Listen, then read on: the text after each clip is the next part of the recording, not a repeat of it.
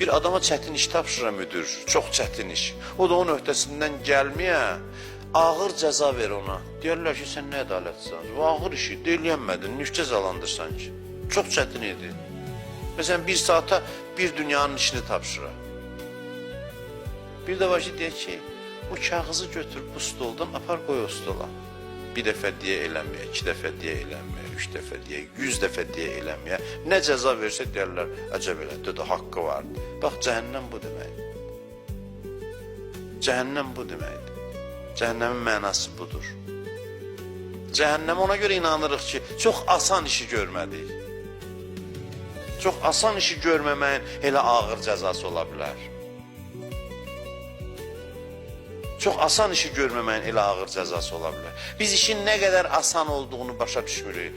Rəhmətin nə qədər geniş olduğunu başa düşmürük. Rəhmətə inanandan sonra cəhənnəmə adam inanır. Deyərlər ki, bu boyda rəhmətdən istifadə eləmədinsə cəhənnəmlisən.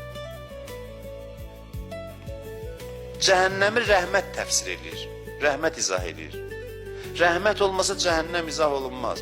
Rəhmət o qədər böyükdür ki, ondan istifadə eləməyənə deyirlər də, bu boyda rəhmətdən istifadə eləmədinsə cəhənnəm haqqındır. Cəhənnəm belə alovlanır, yaranır. Təbii olaraq yaranır. Cəhənnəmi ayrıca yaratmıyorlar, od qalayaq. Yox, cəhənnəmin bütün o qradusunu bizim mahiyyətimiz müəyyən edir, hərarətini. Cəhənnəm təbii birdən alovlanmağa başlayır. Cəhənnəmi kimsə qalamır bizim üçün. Bu qədər rəhmət, asan, sən eləmədikcə sənin ruhunda bir murdar, iğrənc bir hal yaranır ki, onun adı cəhənnəmdir. Cəhənnəm belə bir şeydir. O od birdən-birə rəhmətdən istifadə eləməməyin nəticəsində içdən qaynayır, qalanır.